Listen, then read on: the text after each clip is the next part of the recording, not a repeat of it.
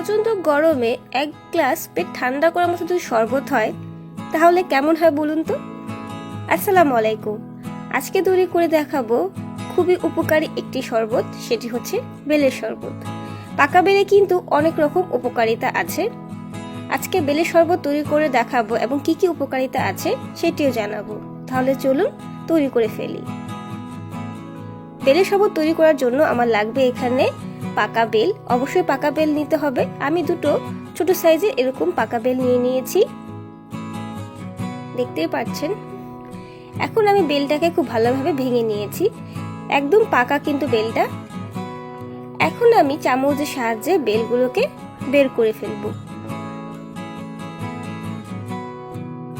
পাকা বেল হলে খুব সহজে কিন্তু আপনার এই শ্বাসগুলো ছাড়াতে সুবিধা হবে।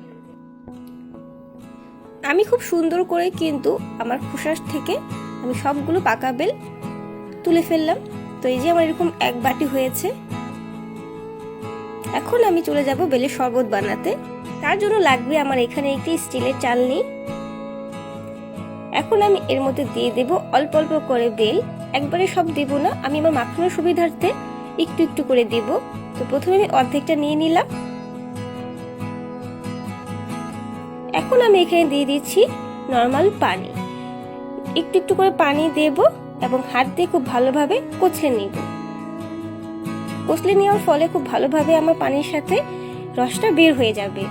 আর এখানে কিন্তু বিচিটা ফেলে দিতে হবে, বিচি সহ নিলে কিন্তু আমার এটা তেতো হয়ে যাবে খেতে।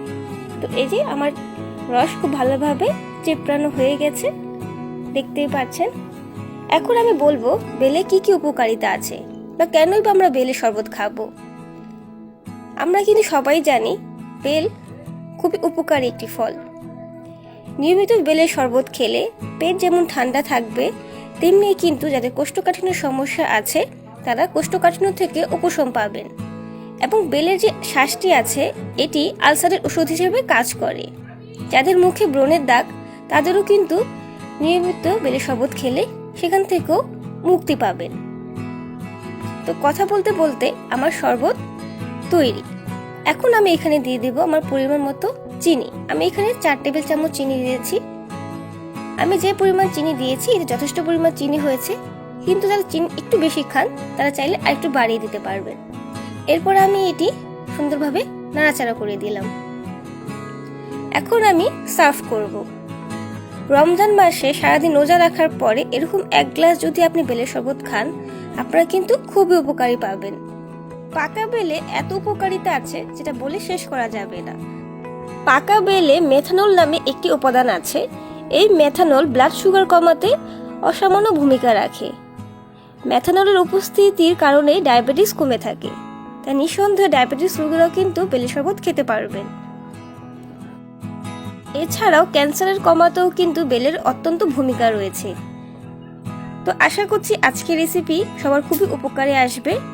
অনেক গুরুত্বপূর্ণ তথ্য দিলাম। যদি ভালো লাগে এভাবে একবার বেলের শরবত বাসায় তৈরি করে খাবেন এবং রমজান মাসে ইফতারেও কিন্তু এই বেলের শরবতটি আপনাদের খাদ্য তালিকায় রাখতে পারেন। আজকে এই পর্যন্তই। আল্লাহ হাফেজ।